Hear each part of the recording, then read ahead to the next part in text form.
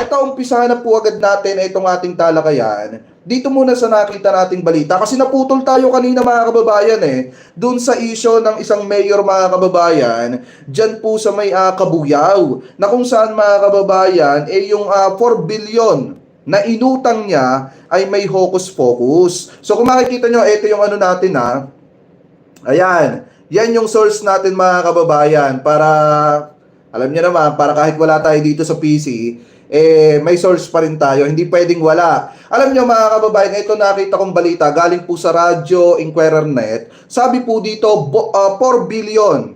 Ayan 4 billion na utang ng Cabuyao City, may hocus pocus, ani po nitong si Openia. Sabi po dito mga kababayan, basahin natin. Ayan magaling yung kita ninyo. Sabi dito, isiniwalat ni Cabuyao City Mayor Lip Openia